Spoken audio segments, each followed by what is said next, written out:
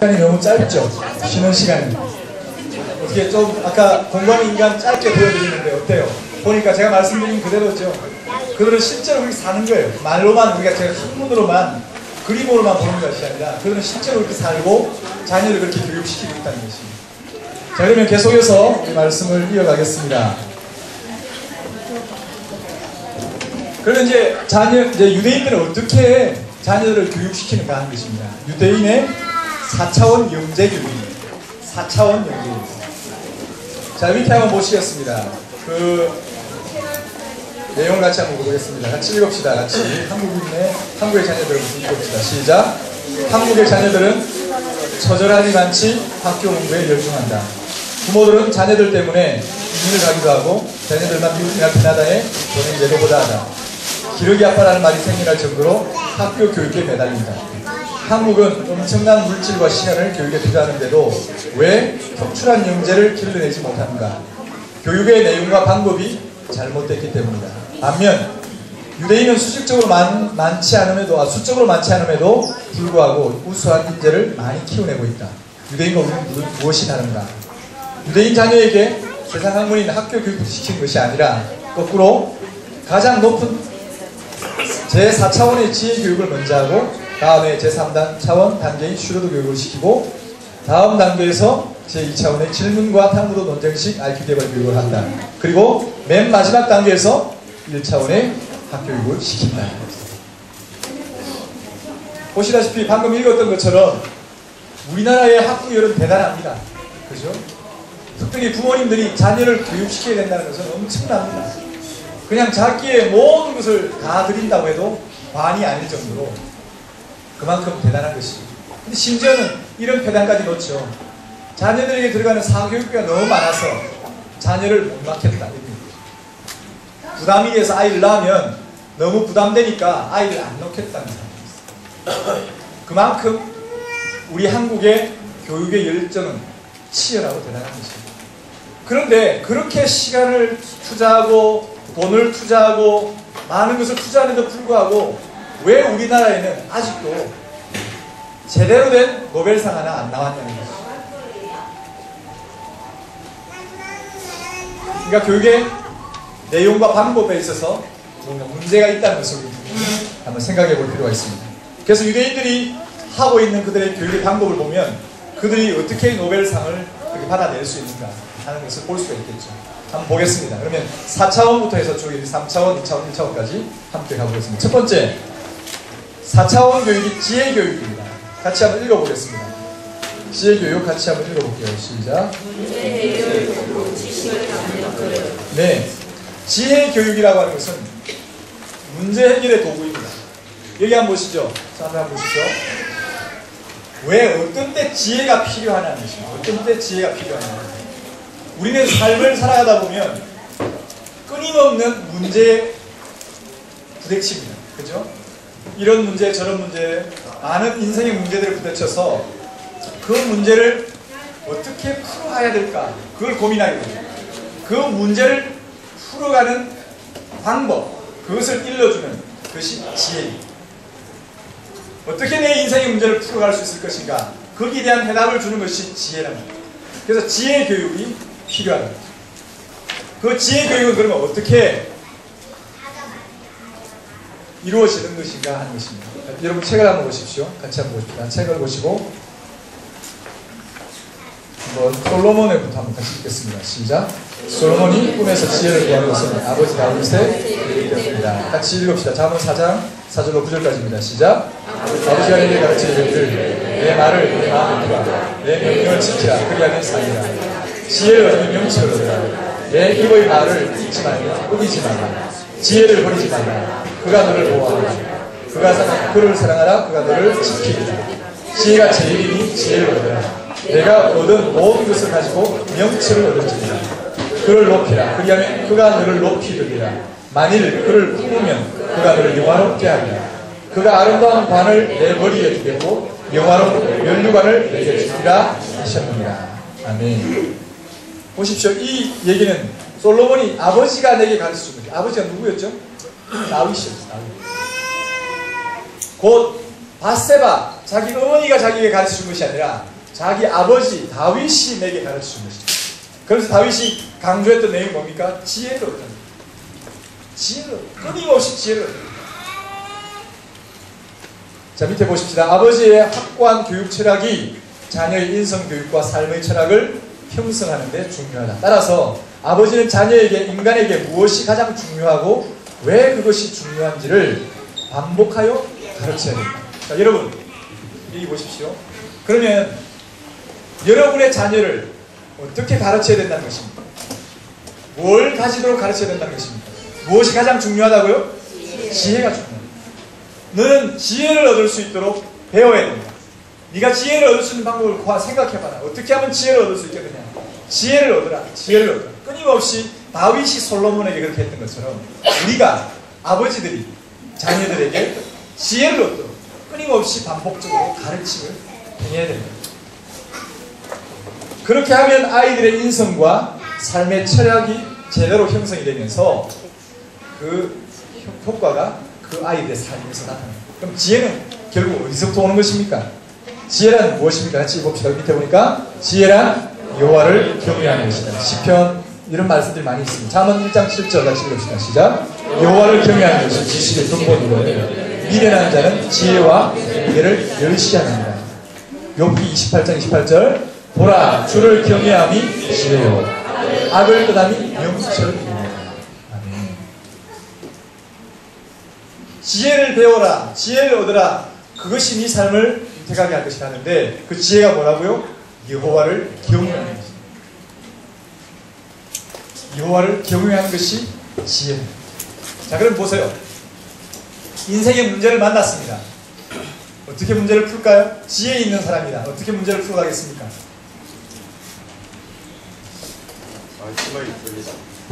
말씀을 읽습니다. 말씀을 읽으면 어떻게 되죠?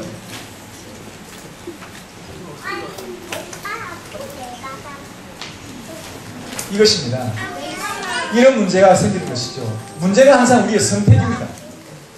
A를 선택할 것인가 B를 선택할 것인가 이 문제죠. 우리 인생에서 그렇지 항상 사업을 하다가도 A냐 B냐를 놓고 항상 고민하게 되고 어디에다가 투자를 하느냐에 따라서 승패가 좌우되는 것이죠. 그랬을 때에 A와 B를 선택할 때 무엇을 생각하냐면 내가 하나님 앞에서 어떻게 할 것인가 그걸 생각합니다. 하나님을 두려워하는 겁니다. 두렵고 떨림으로 하나님 앞에 내가 이것을 결정하는 것이죠. 이것을 결정했을 때에 하나님의 거룩을 이루어가는 길인가 아니면 하나님의 거룩을 망치는 길인가 그걸 생각하는 거죠. 그래서 이들은 내가 당장에 좀 손해가 나 보인다고 할지라도 하나님의 거룩을 이루는 길이면 그걸 쓰는 거예요. 그게 지혜죠. 그게 문제 해결 방법이죠. 다 묻습니다. 특별히 유대인들은 뭘 묻냐면 우리 아버지는 뭐라고 했지? 이런 상황이 우리 할아버지는 이런 상황이 뭐라고 했을까? 항상 자기의 조상들, 선조들이 뭐라고 했는지에 대한 질문을 던져요. 우리 아버지는 뭐라고 했을까? 우리 아버지는 이럴 때 어떻게 했을까를 왜? 아버지에게 배웠기 때문에. 또 그러면 모세 할아버지는 뭐라고 했을까? 아브라함 할아버지는 우리에게 뭐라고 얘기할까? 이런 순간에 끊임없이 거기다 질문을 던지고 그분들이 말씀하시는 대로 말씀을 쫓아서 순종하여 가는 거예요. 그게 지혜예요. 다른 게 지혜야. 뭐 똑똑해지고 뭐 이렇게 문제 풀어내는 게 대단하고 그게 아니고 하나님을 경외함으로 그 길을 쫓아가는 것이 지혜라는 것을 그들은 알고 있어요. 그래서 그들은 율법을 613개 되는 것을 몸에다 지니고 다니는 거예요. 찌찌트라는 그 속옷 얘기 한번 해드렸잖아요. 그렇게 입고 다니는 거예요. 왜? 내가 어떤 문제를 만나든지 간에 나는 이 말씀을 벗어나지 않겠습니다. 그것이 지혜이기 때문입니다. 그것이 온전한 문제를 푸는 방법이기 때문에 그렇습니다. 라고 자기는 딱 알고 있기 때문에 그것을 떠나지 않아요. 어디서부터 배운 거예요? 어릴 때부터 아버지에게 지혜를 쫓아가 지혜를 가져가 지혜를 가져가 배웠기 때문에 그들은 그렇게 판단할 수 있어요. 근데 우리는 안 배웠어요. 순간 급하면 뭐가 나와요? 내 본성이 드러나는 거죠. 내 생각이 드러나는 내 방법이 나오는 것이죠. 그래서 엉뚱하게 일을 망칠 경우가 너무 많다는 것이죠.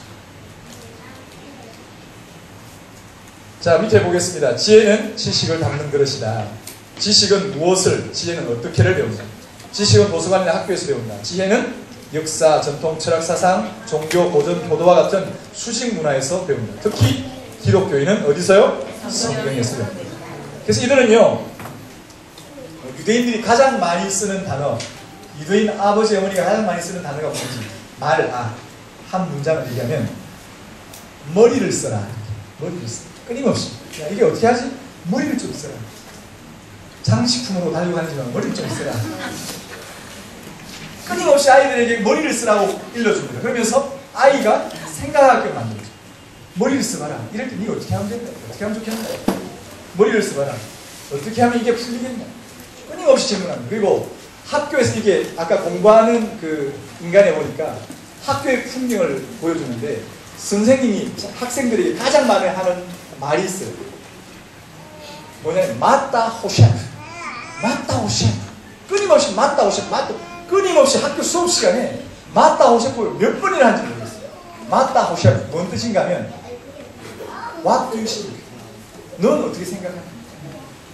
이런 상황에 넌 어떻게 생각해? 끊임없이 맞다 호샵을 외치면서 그 아이로 하여금 뭐하게 해요? 생각하게 합니다.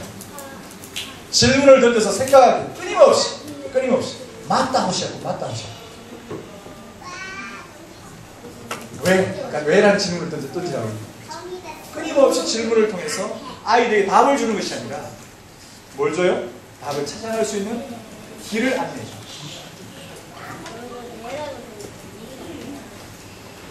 그리고 그들은 다른 친구를 이겨라 이렇게 가르치지 않고 남보다 다르게 되라 그렇게 가르쳐요.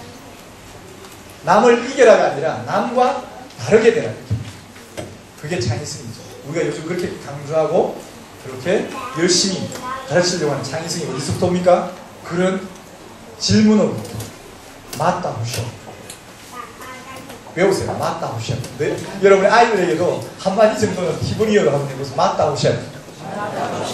맞다 호셔. 맞다 호셔. 좋죠? 자, 그 다음에 두 번째는 3차원 교육입니다. 슈루드 교육입니다. 슈루드 교육.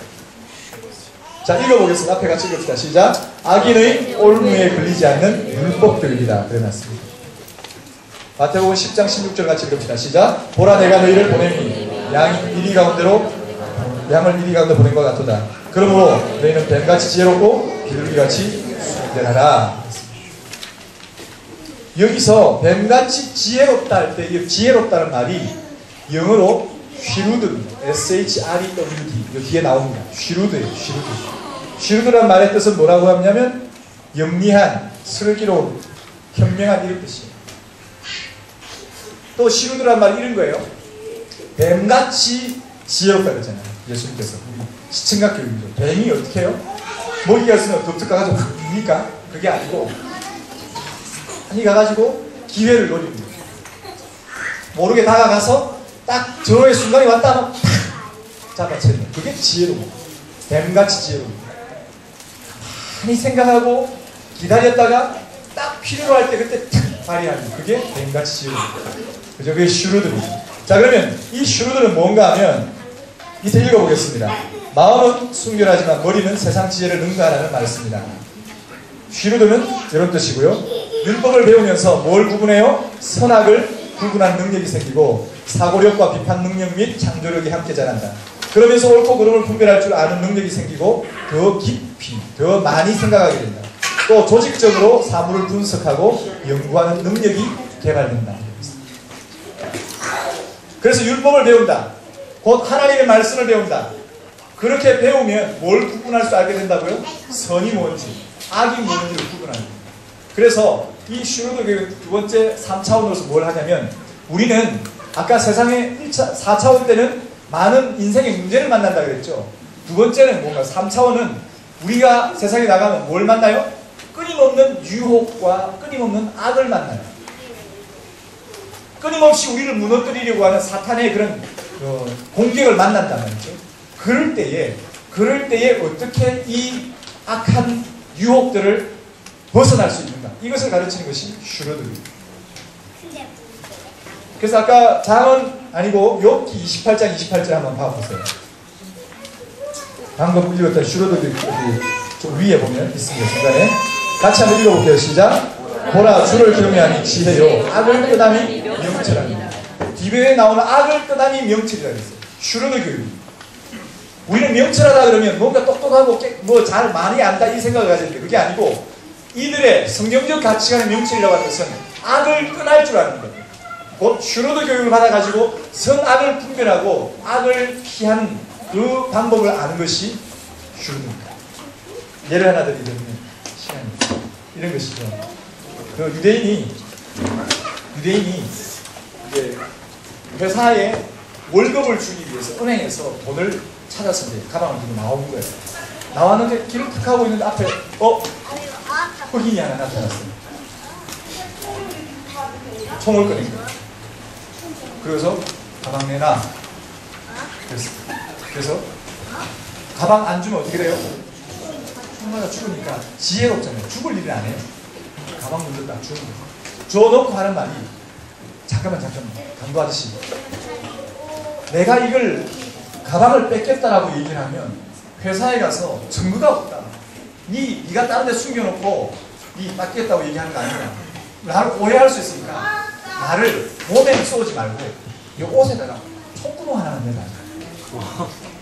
그렇게 이제 딱 벗어가지고 이쪽에 한번 빵. 이게 하나는 안 될 것 같다. 하나 더. 여기 빵. 팔에도 하나. 빵. 8개를 쏘았습니다. 그리고 나서 그 순간 달려들어가지고 그를 제압하고 가방 가지고 이게 지혜입니다. 슈로드 교육이에요. 악을 피하는 방법. 신기하죠? 재밌잖아요? 이들은 그런 생각을 배운 거예요. 어릴 때부터 슈로드 교육에 그런 상황에 있었을 때 어떻게 할래? 맞다오샷! 한번 생각해봐라. 그걸 계속해서 아이하고 뭐 한다고요? 식탁에 앉아서 아버지하고 그걸 나누는 거예요. 그런 그 율법의 내용들을 계속 말씀을 통해서 나누는 거예요. 그러니까 아이들이 계속해서 그걸 듣고 자라니까 그런 위기의 순간에 지혜가 발휘되는 거죠. 슈로드 교육이 들어가는 것이죠. 그게 유대인입니다. 오늘 여러분들 지금 계속 이걸 듣고 있으면서 무슨 생각하는지 저는 궁금해요. 솔직히 진짜 궁금한데 왜 궁금하냐면 여러분들이 이걸 어떻게 적용하고 마음에 적용하고 계신가 하는 것입니다. 다른 얘기가 아니고 아이들을 어릴 때부터 아버지가 집에서 성경 교육을 시켜야 합니다. 말씀 교육을 시키는 그 얘기입니다. 지금 1시간 내내 제가 떠들고 있는 얘기가 결론은 거기가 있는 거예요. 이해가 되세요? 다른 거 맞다고 싶어 안 해도 되는데 결론은 거기 있어요. 여러분들이 집에서 자녀들을 가정 식탁에서 저녁 시간을 이용해서 틈날 때마다 앉았을 때든지 일어날 때 길을 갈 때든지 누웠을 때든지 말씀을 강론할 것입니다. 그것을 실천하라는 거예요. 자, 넘어가겠습니다. 세 번째입니다. 질문과 탈무드 논쟁식 IQ 교육입니다. 이건 아까 보셨죠? 그림이 이렇습니다. 이게 지금 디베이트 하는 것이 아빠하고 아들하고 앉아가지고 말씀을 놓고 디베이트 하는 거예요. 질문하고 탈무드 논쟁식 토론을 계속하는 거예요. 아까 질문과 토론이라고 그랬잖아요. 영상에 봤을 때 질문과 토론이 끊임없이 이루어질 것이죠.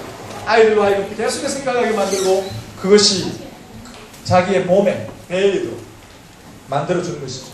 예를 들어 지금 학교에서 이렇게 하는 거예요. 학교에서 항상 유대인들은 혼자 공부하지 않아요. 아까 이게 공부하는 인간에 가보면 유대인들은 절대 혼자 공부하지 않아요. 공부는 둘 이상에서 합니다. 그래서 끊임없이 자기가 읽었던 책에 대해서 던지고 배우고 던지고 배우고 계속하는 거예요. 그래서 아까 나오던 그 학생, 하버드 학생 중에 나는 다른 사람들로부터 많은 것을 배운다고 했어요. 맞아요. 실제로 유대인들은 다른 사람들로부터 배워요. 대화를 통해서 토론을 하면서 자기가 배우는 거예요. 여기도 열심히 토론을 하고 있습니다. 디베이트를 하고 있는 것이죠. 그래서 유대인 예시바 그 도서관을 갔어요. 가보니까 다른 도서관들은 조용하잖아요. 이 도서관은 시끌벅적인 완전 시장통에 온 것 같아요. 왜? 이렇게 앉아서 디베이트 하는 거예요. 도서관은 혼자 조용히 앉아서 공부하는 것이 아니고 디베이트를 함으로써 공부를 하는 거예요. 그럼으로써 인간관계도 자연스럽게 형성돼요. 어떻게 이 사람한테 얘기를 해야 되고 어떻게 내가 대처해야 되고 이런 것들이 자연스럽게 그런 것들이 개발이 되는 것이죠. 그래서 질문과 탈무드 논쟁을 통해서 IQ가 개발이 된다는 것입니다. 그 중간에 좀 가보면 유대인 부모는 질문에 대한 답을 빨리 주지 않는다.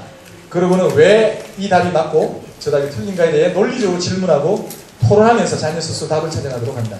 이런 훈련을 통해 자녀는 보도의 분석적인 사고와 분별력 및 창의력을 기르게 된다. 요즘 우리 한국 애도 교육은 이런 거 얘기 많이 하죠. 창의력, 그죠? 그 다음에 분별력, 뭐 분석적인 사고 이거 많이 얘기하는데 어디서 길러지느냐 하면 아버지하고 앉아가지고 디베이트 하는 게 길러져요.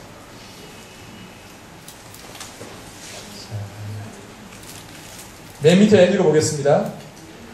아버지와 아들 또는 동료들끼리 둘씩 짝을 지어 책상을 마주하고 서로 열을 내면서 토론하는 방법이 탈무드 논쟁법이다. 철이 철을 날카롭게 한 것처럼 유대인은 성경을 탈무드 논쟁법으로 학습함으로 지능이 발달되고 신의 성품이 얼굴에 나타나 빛나게 된다. 하나님의 말씀을 가지고 그렇게 디베이트를 하니까 철이 철을 날카롭게 한 것처럼 그 얼굴에 IQ만 개발되고 끝나는 게 아니라 얼굴에 신의 성품이 나타나는 거예요. 하나님의 성품으로 개발되어져 간다는 것이죠. 자, 그 다음에 일반 교육입니다. 같이 읽어봅시다. 시작. 지식 위주의 단계별 학습법이다. 같이 그 밑에 읽어보겠습니다. 같이 읽을게요. 학책을 읽겠습니다. 시작. 유대인 자녀들이 일반 학교에 가면 비유대인 아이들보다 100m 정도 앞서 뛰기 시작한 것과 같다. 더 무서운 것은 그들이 3살 때부터 닦아온 지혜와 슈르드 그리고 독특한 IQ 개발 교육 덕분에 뛸수록 가속도가 붙어 도저히 그들을 따라잡을 수 없다는 점이다. 유대인의 노벨상 수상 39%의 비밀은 그들이 일반 정규 학교 교육을 먼저 시키는 것이 아니라 거꾸로 가장 높은 제4차원 교육을 먼저 시키고 3차원 슈르드, 2차원 탈무드 논쟁식 교육, 그리고 맨 마지막에 제일 낮은 1차원의 일반 학교 교육을 시키는 데 있다.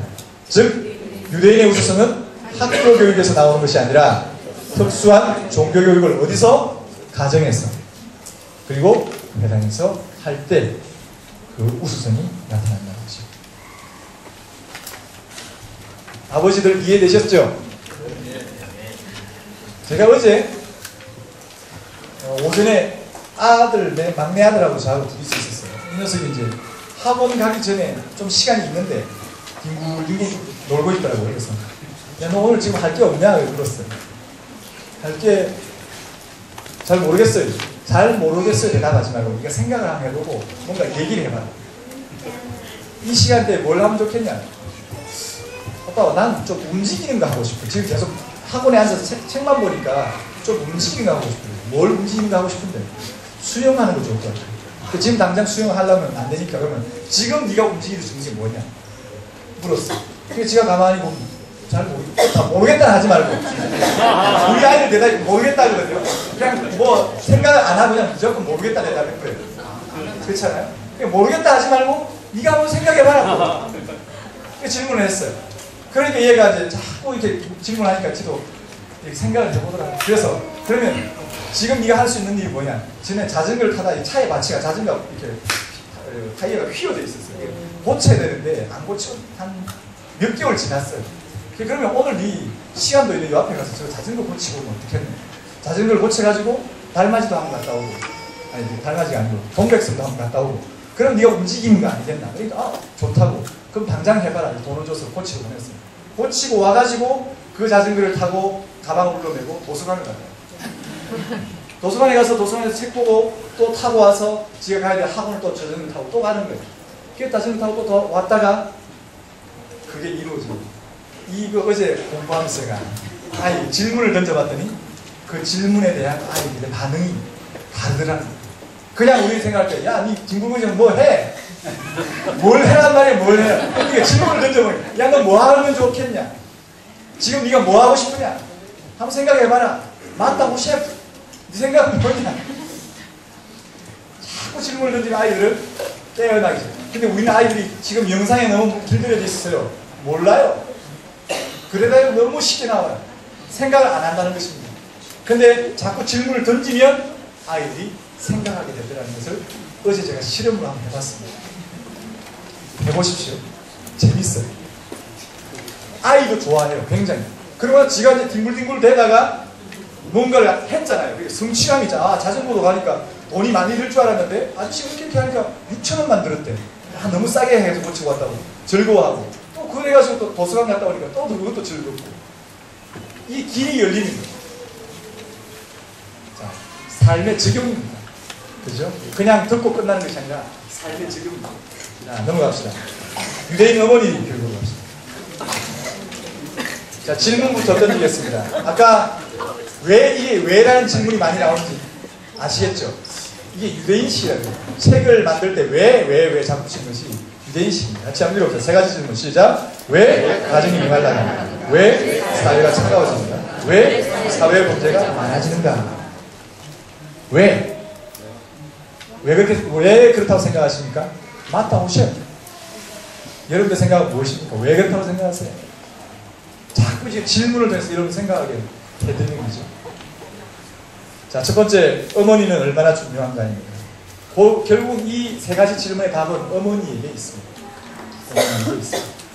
자, 읽어보겠습니다. 같이 크림 전쟁 시작. 크림 전쟁에서 병사들이 죽어가면서 마지막으로 찾는 사람이 아버지, 애인이 아니고 어머니였다. 왜 그렇게 어머니를 찾았을까? 여성은 약하나 어머니는 강하다는 말이 있다. 어머니에게는 눈에 보이지 않는 신비함과 무서운 힘이 있기 때문이다. 어머니는 가정에서 사랑, 정서, 눈물의 상징이다. 곧 정서 영역을 담당한다. 유대인 자녀 교육에서 누가 가장 중요한 교사인가? 아버지와 어머니이다. 그런데도 유대인 자녀 교육에 있어서 어머니의 역할은 절대적이다. 왜 그런가? 유대인 자녀는 어머니에 의해서 유대인다워지기 때문이다. 곧 기독교로 바꾸면 기독교인 자녀들은 어머니에 의해서 기독교인다워진다. 이렇게 표현했습니다. 곧 어머니가 어떻게 자녀를 교육하느냐에 따라서 그 자녀들이 그리스도인다운 삶을 사느냐 그렇지 못하느냐 달라질 수 있다는 것을 얘기하는 것이죠. 자, 유대인 어머니가 유대인이어야 자녀가 유대인입니다. 유대인들은요, 아버지가 어머니가 둘 다 유대인, 당연히 유대인이고, 아버지가 유대인, 어머니가 이방인이면 이 자녀는 이방인입니다. 반대로 어머니 유대인, 아버지 이방인이면 이 자녀는 유대인입니다. 그만큼 어머니의 역할이 중요하다는 것입니다. 그만큼 어머니 역할이 중요합니다. 그래서 그녀의 말을 들으라. 한번 보십시오. 뭔 내용인가 하면 아브라함에게 그 자녀가 둘이 있었잖아요. 맞죠? 아브라함에게 자녀가 둘이 있었습니다. 누구죠? 이스마엘과 이삭입니다. 그랬을 때에 이 둘을 놓고 상속권 다툼이 일어난 거예요. 누가 상속자냐? 이스마엘이 장자니까 얘가 상속자냐? 아니면 이삭이 상속자냐 했을 때에 하나님이 판결을 내려주신대요. 보세요. 창세기 21장 12절입니다. 뭐라고 해주시냐면 그녀의 말을 들으라 그랬어요. 그녀의 말이 누구냐면 사라의 말. 아내의 말을 들어서 이삭을 상속자로 삼으라. 하나님께서 누구를 존중해 주신 거예요? 어머니를 존중해 주신 거예요. 어머니의 의견을 존중해 주신 거예요. 그죠? 두 번째, 선민은 어머니에 의해서 결정된다. 방금 본 것처럼 아브라함의 두 자녀 중에 누가 선민이에요? 이스마엘, 이삭입니다. 곧 어머니에 의해서 결정이 됐습니다. 두 번째, 이삭의 아내는 리브가예요. 이삭의 자녀가 둘이 있었습니다. 누가 있었죠? 에서와 야곱입니다. 이 둘 중에 누가 선민입니까? 야곱이죠. 누가 선택했어요? 리브가가 선택했어요. 재밌죠? 그래서 그만큼 어머니의 역할이 중요하고 크다는 것을 보여주고 있는 내용입니다. 세 번째입니다. 어머니는 신앙의 전수자이다. 그렇습니다. 한번 읽어보겠습니다. 같이 읽을게요. 시작. 하나님의 말씀은 아버지가 가르치시다. 조직신학적으로 하나님을 아는 방편은 두 가지이다. 하나는 이성, 하나는 신앙이다. 이성은 하나님의 말씀을 가르쳐 알게 하는 것이고 아버지 역할이다. 그리고 신앙은 믿음, 기도, EQ, 영성은 어머니의 몫이다. 부모가 된다는 것은 육적인 것만 책임지는 것이 아니라 영적인 것도 책임져야 합니다. 교회의 책임, 주일학교의 책임이 아니다. 누가 책임져요? 아버지, 어머니가 책임지는 겁니다. 어머니는 어떻게 자녀들의 마음을 사로잡는가? 신앙을 통해서 사로잡는다. 정신세계를 잡아야 자녀들이 잡히는 것이다. 여러분들이 아이들이 말 안 듣는다고 그냥 불평만 늘어놓지 마시고 어머니가 자녀에게 신앙 교육을 안 시켰어요. 신앙의 모습을 보여주지 않았어요. 곧 어머니의 신앙이라고 하는 것은 아까 얘기했던 믿음, 기도의 모습, 영성의 모습, 끊임없이 눈물을 흘려 기도하는 어머니의 모습을 보고 자라난 그 아이들은 망하는 일이 없습니다. 아무리 어긋나갔다가도 다시 어머니의 품으로 돌아오게 되어 있습니다. 그것이 어머니의 역할입니다. 그래서 곧 이성과 신앙이 있는데 이성적인 말씀을 가르치는 부분은 아버지가 감당하고 신앙의 부분은 어머니의 몫이라는 EQ, 신앙, 영성의 부분은 어머니의 몫이라는 것을 말해주고 있습니다. 세 번째로 갑시다. 어머니의 본질입니다.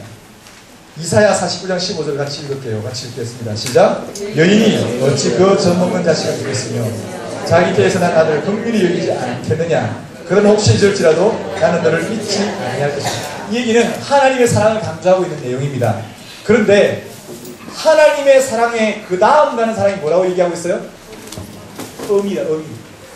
어찌 그 여인이 그 젖먹는 자식을 잊겠느냐. 곧 하나님의 사랑이 제일 크고 그 다음 큰 사랑이 어머니의 사랑이다. 그것을 얘기하는 것입니다. 그래서 어머니는 사랑의 상징입니다. 사랑은 여러분 뭘로 표현할 수 있냐면 손해보는 것입니다. 사랑은 손해보는 것. 어머니는 그래서 손해를 많이 봅니다. 특별히 유대인의 어머니들은요 기가 막힙니다. 새벽부터 밤늦게까지요 얼마나 부지런하고 자기 희생에 그 일들이 많은지 강한지 남편을 위해서 자녀들을 위해서 거의 죽어지다시피 열심히 충성하고 있는 사람. 그게 사랑이에요. 결국 사랑에서부터 나오는 거예요. 여기 한번 읽어보겠습니다. 같이 읽어봅시다. 같이 사랑의 상징을 읽어볼게요. 시작. 하나님 사랑 다음으로 큰 사랑이 어머니 사랑입니다. 사랑은 손해를 보는 것이다. 상대가 이익을 보게 하는 것입니다. 어머니는 자녀를 위해 남편을 위해 손해보는 것을 낙으로 여깁니다. 자식 새끼 입에 밥 들어갈 것과 논에 물 들어갈 것을 기뻐한다. 영어 단어는 컴패션인데요. 히브리어 레헴에서 온 단어다. 이 레헴은 여성의 자궁을 뜻하는 말이에요. 곧 그곳은 사랑으로 생명을 키우는 결정적인 요소이다. 여자에게만 있고 남자에게는 없다. 그래서 여성은 그렇게 모성애가 강한 것이다. 여성에게는 창조적으로 그 안에 사랑이 내재되어 있는 것이다. 남자와 다른 것이다. 여성에게는 사랑과 정서와 눈물이 있다. 이것으로 생명을 키워내는 것이다. 이미 여자들은요, 여성들은 하나님이 창조하실 때부터 남자와 다르게 창조해 놓으셨어요. 그리고 그 몸에 자궁을 주셨는데 그 자궁은 생명을 키워내는 특별한 장소입니다. 남자에게는 없는 거예요. 그래서 여인들에게는 자기가 모르게 모성애가 그만큼 강하게 있는 거예요. 하나님이 이미 그들 안에, 여성들 안에 모성애를 넣어주신 거예요. 그렇기 때문에 아이를 봐도 지금 저렇게 보세요. 아빠는 앉아서 공부하고 있는데 엄마가 지금 앞에 지금 공부하는 모성애입니다. 저기도 보세요. 아빠는 발짝 끼고 있고 엄마는 지금 아기를 안고 있는. 이게 무슨, 왜 그런가? 어머니는 창조될 때부터 그렇게 지어진 존재예요. 그 안에 자연스럽게 모성애가 들어있어요. 사랑이 들어있는 존재예요. 그래서 그 사랑을 마음껏 발휘해야 여인으로서의 역할을 감당하는 것입니다. 여인으로서 정체성이 회복되는 것입니다. 자기 자신의 정체성은 밖에 나가서 어떤 일을 한다고 되는 것이 아니라 안에서 그 모성애를 가지고서 남편을 생명을 살려내고 자녀들의 생명을 살려낼 때 어머니의 정체성은 제대로 갖춰지는 것입니다. 근데 요즘은 여성들이 너무 IQ 교육을 많이 받았어요. 이성적인 학문 교육을 너무 많이 받아서 EQ가 많이 무너져 있어요. 그러므로 인해서 어머니의 그 모성애를 많이 잃어버렸기 때문에 가정이 약간 이렇게 차가우고 집이 차가워요. 집에 들어갔을 때 뭔가 따뜻한 느낌이 나야 되는데 따뜻하지 아니하고 냉랭한 느낌이 나는 것은 결국 누구 책임인가 하면 어머니 몫입니다. 어머니가 냉랭하기 때문에 집이 냉랭한 거예요. 어머니가 빛을 잃어버렸기 때문에 집이 어두운 거예요. 자, 계속 이어갑시다. 어머니들은 밥을 한다. 자기가 먹기 위해서가 아니라 가족의 생명을 살리기 위해서 한다. 남자는 새끼가 먹는 거 빼앗아 먹는 거예요. 이게 남자는 짐승이죠. 안 주면 삐집니다 또. 그래서 자녀는 어머니가 키워야 한다. 여자가 뜨개질을 하는 것도 생명을 살리기 위해 하는 것이다. 아이들이 옷을 빨아 입히고 밥을 해서 먹이고 다 그 아이들의 생명을 살리는 사궁으로 비롯된 모성애 그것이 있기 때문에 자녀들이 여인들이 어머니가 하는 것입니다. 그 밑에 글 읽읍시다. 시작. 그런데 요즘 여자들은 손해보지 않으려고 한다. 남자에게 빠진다. 사랑 정서 눈물이 사라졌다. 차가워졌다. 남자가 손해보아야 한다고 외친다. 세상의 가치관 드라마 등이 여자의 생각을 무너뜨렸다. 세상의 헛된 철학과 속임수에 쏟고 있는 것이다.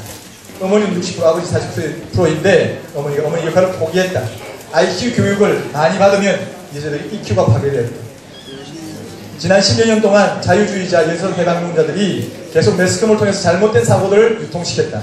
이에 대한 거룩한 분노를 느껴야 됩니다. 전반적으로 한국 사회의 모판이 죽어가고 있다. 손해보기는커녕 다른 사람들의 생명과 재산을 탈취하는 일을 하고 있다. 지금 이게 우리의 현실입니다. 모판이 죽어가고 있다는 거죠. 어머니는 모판입니다. 생명을 길러내는 모판입니다. 근데 어머니가 죽으니까 생명이 살아남지 못하고 가정이 무너지는, 가정이 냉랭해지는 그런 결과들을 낳게 된다는 거죠. 오늘 이 얘기 들으니까 여자분들 좀 기분 나쁘시죠? 우리만 죽으라 그러면. 아까 내가 죽으라 그랬을 때 남자도 죽으라 그랬어 분명히. 공정한 겁니다. 그죠? 남자도 죽어야 되고 여자도 죽어야 되고. 자, 넘기시다. 두 번째, 남성은 여성을 여성답게 한다. 참 여성에 대한 세 가지입니다. 같이 읽어보겠습니다. 시작. 여성은 남성과 결혼하라. 결혼한 사람이 진정한 사람이 된다. 여성은 어머니가 되라. 남자 육체적 사랑이 열매를 맺는다. 남편은 아내를 사랑하라. 자녀 교육의 시작이다. 세 가지 해야 될 것. 첫 번째, 결혼해라. 두 번째, 어머니가 되라. 세 번째, 남편은 아내를 사랑하라. 그래야 자녀 교육이 시작된다고 했습니다. 결국 아내는 남편의 사랑을 받고 자녀를 기른다. 남편의 사랑을 충만히 받을수록 자녀를 죽기까지 사랑하게 된다. 가족 사랑은 아내 사랑에서 시작된다. 유대인은 온 가족이 식탁을 대하기 전에 어머니에게 찬사를 5분 동안 보낸다. 잠언 31장 28절에 있는 그대로 실행하는 것이다. 한국 남자들은 음식을 대하며 불평불만을 늘고 길수다. 유대인 아내들은 남편의 사랑을 충분히 받기 때문에 자녀들을 위해 신발을 벗고 뛴다. 결국 아내가 그렇게 집안에서 따뜻하게 살아날 수 있는 것은 누구의 사랑을 받아야 된다고요? 남편의 사랑을 받아야 됩니다. 그래서 제가 이제 아내가 가정의 빛이라고 얘기했더니 아내가 자꾸 저에게 얘기하는 거예요. 나한테 기름칠 좀 해봐. 기름을 넣어줘야 내가 불 밝힐 거 아니냐고. 아니에요? 맞아요. 맞아요. 그렇죠. 기름칠을 해야지 불이 밝혀지죠. 네, 그렇습니다. 또 살아났습니다. 아내들이. 아까 죽어있다가. 자, 그 다음 넘어갑시다. 어머니는 자녀 정서의 교육의 원천이다. 그렇습니다. 어머니는 자녀의 정서 교육은 어머니의 어디서 시작된다고요? 가슴에서 시작된다. 같이 읽어보겠습니다. 시작. 어머니를 잃은 아이는 웅고리를 잃은 눈과 같아. 어머니의 가슴은 가나안이다. 젖과 꿀이 흐른다. 젖은 육체적인 생명을 살리는 것이다. 꿀은 EQ를 키우는 것이다. 기도와 말씀, 온화, 긍정, 아름다운 마음이다. 이곳은 따뜻하고 아름다운 곳이다. 그래서 자녀들을 평생을 그 가슴을 그리워한다. 남자들은 아내의 가슴을 평생 그리워한다. 그 안에서 EQ가 발달한다. 자녀들도 마찬가지다. 어머니의 가슴은요, 가나안이 젖과 꿀이 흐르는 거예요. 육체적인 생명만 살릴 뿐만 아니라 그 아이들의 정서적인 것도 키워주는 것입니다. 영성을 통해서. 아까 얘기했던 신앙을 통해서 아이들의 정서를 발달시켜줍니다. 어머니의 가슴 많이 접촉하고 자란 아이들이 EQ가 높습니다. 당연한 일이죠. 그런데 요즘에는 자꾸 뭐합니까? 분유를 먹이니까 그런 EQ가 많이 떨어지는 것입니다. 자, 그 다음에 읽읍시다. 계속 읽어가겠습니다. 시작. 어머니는 가정에서 어떻게 해야 하는가?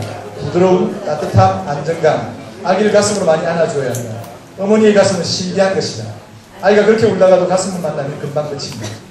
아이가 어머니의 젖을 많이 빨도록 해야 된다. 근데 계속 읽어갑시다. 요즘 젊은 여성들은 젖을 물지 않고 분유를 대신한다. 아이들의 EQ가 없어진다. 막내가 눈물이 많은 이유는 다른 형제들보다 오랫동안 어머니의 젖을 만졌기 때문이다. 남편도 마찬가지다. 아내의 가슴을 많이 만지면 남편의 EQ가 올라간다. 남편들은 죽을 때까지 아내의 가슴을 만지기를 원합니다. 웃지 마시고. 남자도 마찬가지예요. 아내도, 아이들도 그렇고 남편들도 마찬가지예요. 가슴을 내어드리시기 바랍니다. 여기 잘 보면 그게 안 나오나? 아, 여기 나온다. 읽어보겠습니다. 같이 읽을게요. 시작. 요즘 여성들은 EQ가 파괴되는 그 상태에서 자녀를 낳고 기르니 자녀들은 EQ가 없다. 지식만, IQ만 발달한다. 인성이 파괴되는 것이다. EQ는 복음적 토양이다. 신앙교육이 여기에서 시작된다. 인성교육이 이루어지는 것이다. 예를 들어놨는데 지난번에 뉴스에 났던 내용이죠.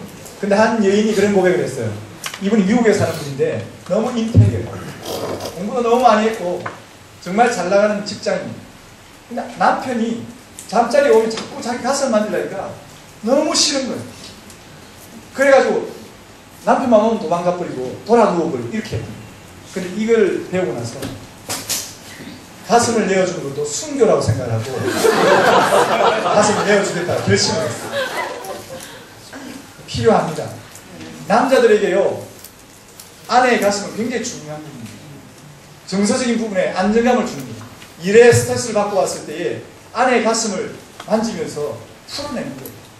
해결이 될 수 있어요. 왜? 어머니의 가슴을 생각하는 거예요. 어머니의 가슴을 만졌던 그 기억이 그대로 살아남아 있기 때문에 남편은 아내의 가슴을 그리워합니다. 그리고 그곳에서 만족감을 누리고 그곳에서 안정감을 누리게 되는 거죠. 장가두지 마시고 밤에 잘 때는 부해제를 풀고 자십니다. 어른들만 있습니다. 자, 그 다음에 유대인은 어머니 가정에 유대인 어머니는 가정에 불을 밝힌다 그랬습니다. 같이 읽어보겠습니다. 시작.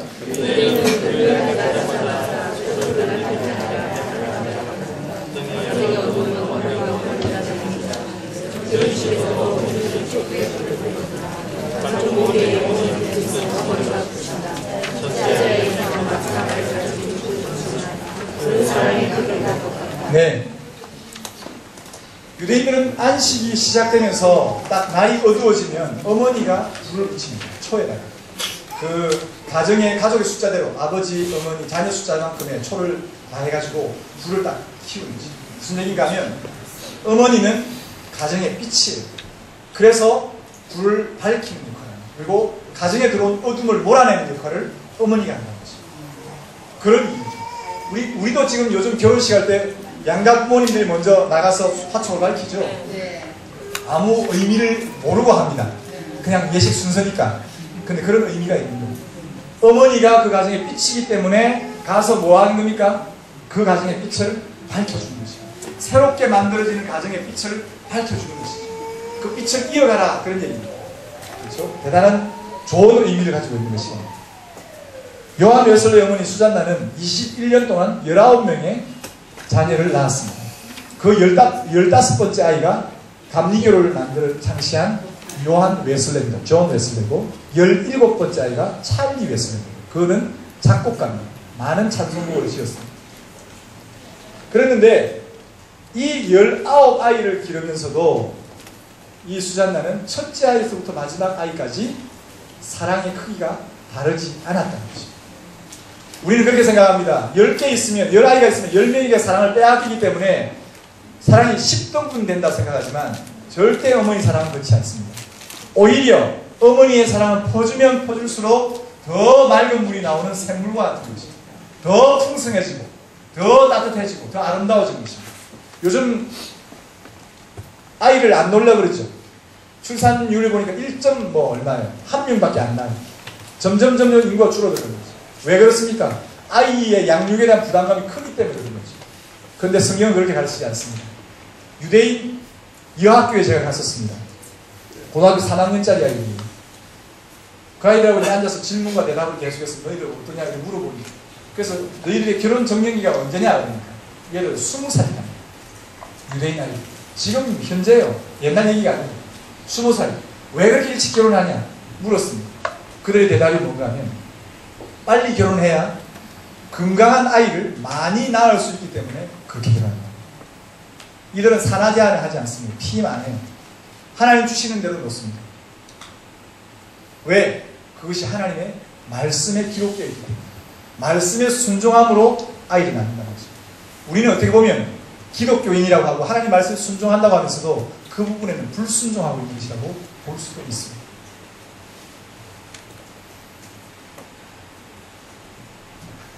그래서 퍼주면 퍼줄수록 안에서 그 사랑이 계속해서 흘러나온다는 것을 기억하셔야 됩니다.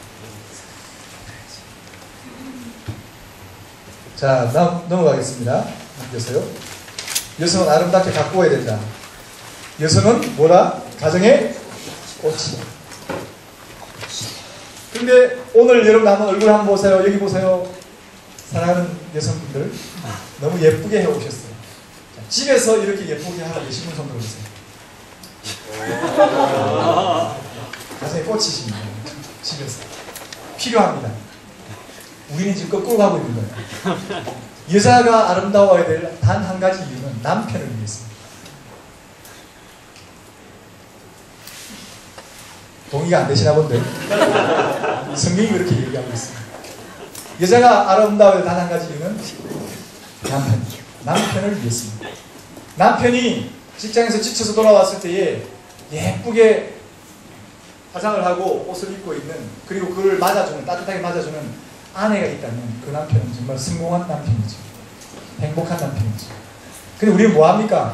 남편이 들어올 때는 파자마 입고 머리에 떡져가지고 있다가 맞아드리고, 동창회 갈 때는 막 샥 끌려가지고 야샤씨 해가지고 누구 좋으라고 지금 그렇게 하는 거예요? 누구 좋으라고?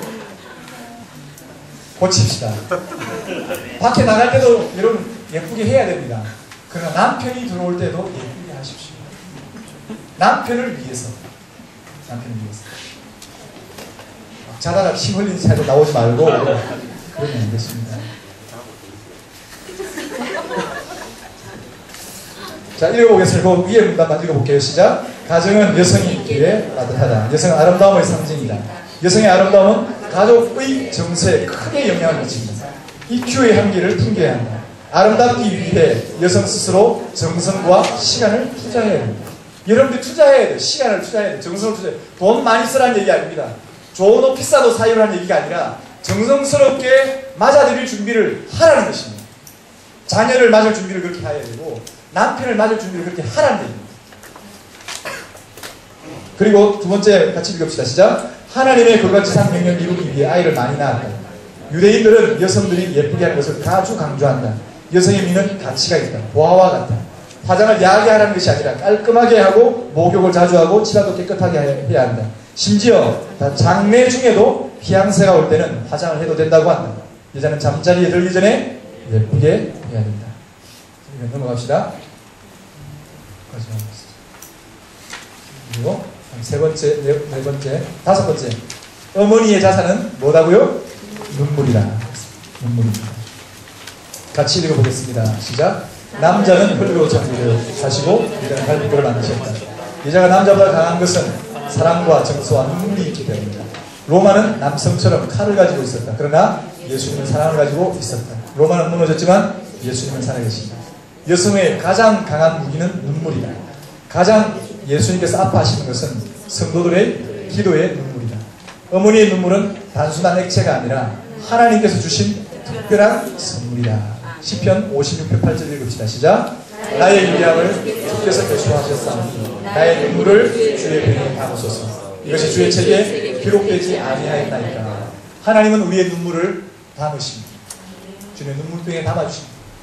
우리 어머니들이 가족들을 위해서 눈물을 흘리게 된다면 그 눈물은 굉장한 힘을 나타내는 그런 능력이 되어서 우리 가정을 살려낼 것입니다.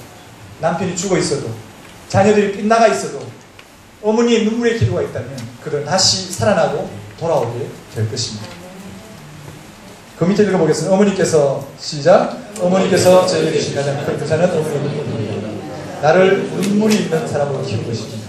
아버지 때문에 훌륭하게 된 사람보다 그 눈물의 어머니 때문에 훌륭하게 된 사람이 훨씬 더 많습니다.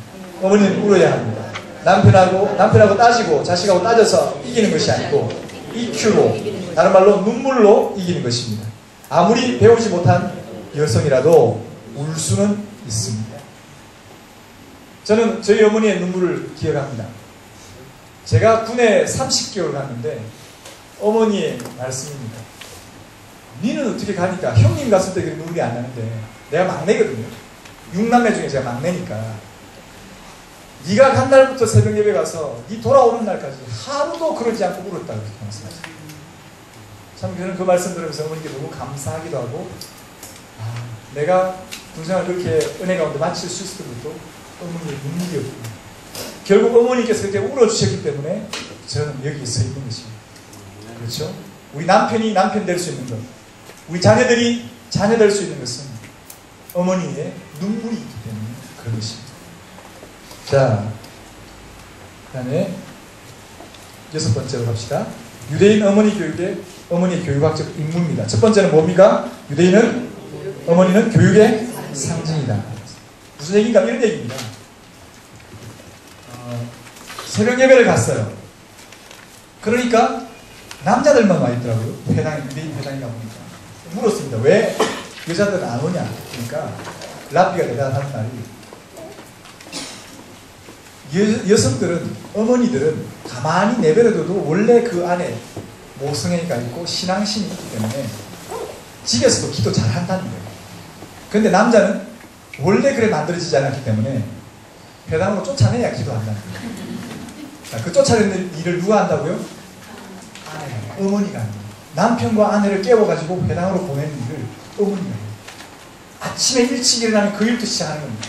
하고 아이들을 손 씻기고 아이들이 율법대로 살아갈 수 있도록 끊임없이 가르치고 끊임없이 도우고 끊임없이 인내하면서 아이들과 함께합니다. 그리고 저녁에 들어오면 남편들이 피곤하니까 아이들 가르치고 싶어요? 안 가르치고 싶어요?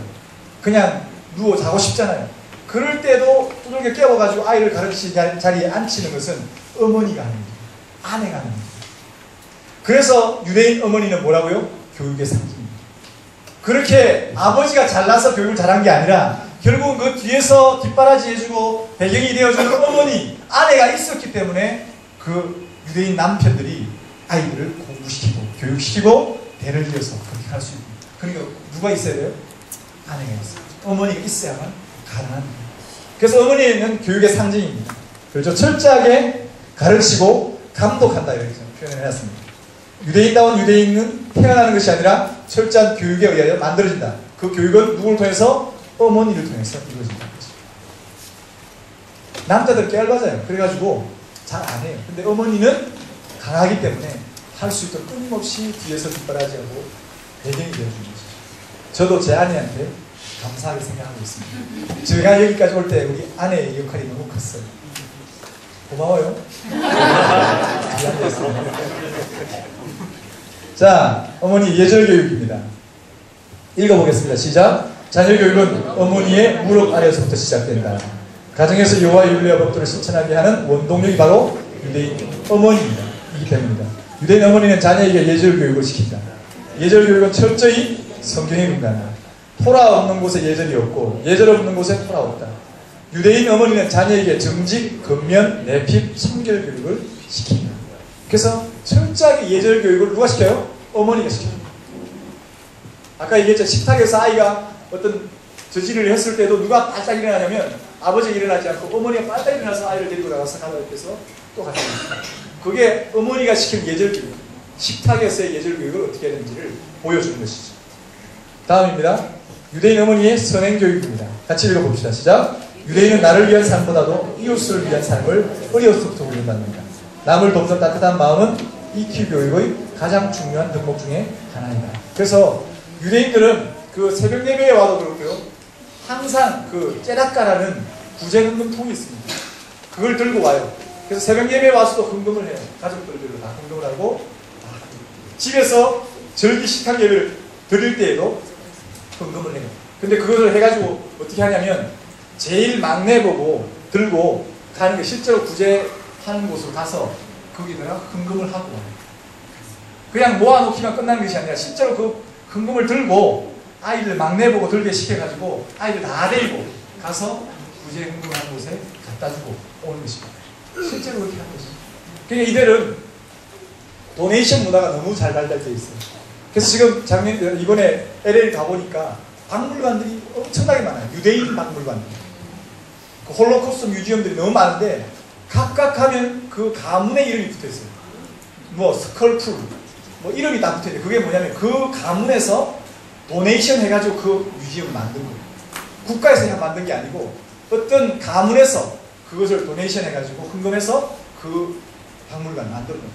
그만큼 이들은 구제나 이런 도네이션 문화가 잘 발달돼 있어요. 어릴 때부터 훈련을 하니까 자녀에게 물려주는 것 말고 사회에 환원하는 일들을 굉장히 잘하는 것입니다. 자, 그 다음에 유대인 어머니의 잠들기 전 이야기 교육이라고 했습니다. 같이 한번 읽어볼게요. 시작. 자녀가 잠들기 전의 짧은 시간은 어머니가 자녀 일생에 크다란 영향을 미치는 중요한 시간이다. 이 시간은 어머니가 자녀를 침대에 누이고 그 곁에서 자녀가 잠들 때까지 함께 있어주는 시간이다. 잠자기 전 그날 하루를 정리하는 시간을 가진다. 먼저 하루를 마감하면서 자신이 정말 평안한가를 점검한다. 자신과 가정과 사회 생활에서 있었던 일들을 생각한다. 그리고 남에게 아픔을 주었으면 자신의 잘못을 회개하고 남의 잘못도 용서한다. 또한 자녀가 잠들기 전에 성경 속의 조상이나 위인들의 이야기를 들려준다. 그리고 마지막으로 쉐마 기도를 외우게 한다. 쉐마 기도가 뭔지 아시죠? 신명기 6장 4절로부터 9절까지 말씀을 아이들에게 암송시킵니다. 하루에 아침에 일어나자마자 암송시키고 잠들기 전에 암송시킵니다. 2번씩 암송시키죠. 그래서 그 쉐마가 그들의 생활이 되도록 아이들에게 교육을 시키는 것이 어머니의 몫이라는 것입니다. 마지막입니다. 유대인 어머니의 식사 교육입니다. 같이 읽어보겠습니다. 시작. 하나님의 백성은 첫째, 음식을 하나님께 감사해야 하고, 둘째, 여호와 율례와 법도를 따라 먹어야 하고, 셋째, 정결한 음식만을 먹어야 하고, 넷째, 여호와의 말씀을 배우며 먹어야 하고, 마지막으로 기쁜 마음으로 즐겁게 먹어야 합니다. 요즘 아이들, 여러분의 집에 아이들 밥 맛있게 먹어요? 잘 먹습니까? 안 먹으려고 도망다니는 애들 많죠? 먹지 마세요. 안 먹으려고 하면 먹지 마시라고요. 배고플 때가 놔두시라고요. 그렇게 되면 아이에게 잘못된 인성을 주시는 겁니다. 억지로 먹이지 마세요. 하루만 굶겨놓으면 먹습니다. 하루 굶는다고 안 죽어요. 근데 우리 한국 어머니는 쫓아다니면서 먹이려고 해요. 잘못된 거예요. 아이 인성 베립니다. 어떻게 먹어야 돼요? 이건 하나님께서 주신 것이고 기쁜 마음으로 감사함으로 먹지 않으면 먹지 말아야 해요. 아이에게 어릴 때부터 그렇게 가르치셔요. 유대인 어머니는 그렇게 식사를 교육을 시킵니다. 밥을 먹을 때에 뭐 한다고 했어요? 첫 번째, 하나님께 감사해야 돼요. 둘째, 율례와 법도를 따라 먹어야 된다고 했어요. 세 번째는 정결한 음식만 먹어야 돼요. 몸에 좋은 음식과 나쁜 음식을 가려서 먹어요. 이들은 코시어 음식을 먹습니다. 코시어 음식이란 성경에서 먹어도 된다라고 해놓은 음식들만 얘기합니다. 특별히 그래서 코시어 음식은요, 유대인들의 그 음식인데 미국에는 이미 그런 슈퍼마켓에도 코시어 음식이 따로 있어요. 그래서 봉투에도 과자를 먹어도 코시어 음식이라고 마크가 딱 찍혀있는 그것은 먹어도 돼요. 근데 안 찍힌 것은 철저히 못 먹게 합니다. 그렇게 가려서 먹게 합니다. 그 다음에 네 번째, 말씀을 먹을 때 아까 뭐라고 했어요?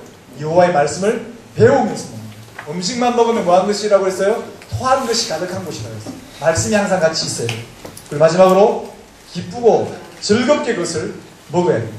그렇지 않으면 안 먹어야 됩니다. 먹이지 마십시오. 아이들이 올 수 있도록 여기까지입니다. 수고하셨습니다. 자, 오늘 주제 토론 및 발표하는 시간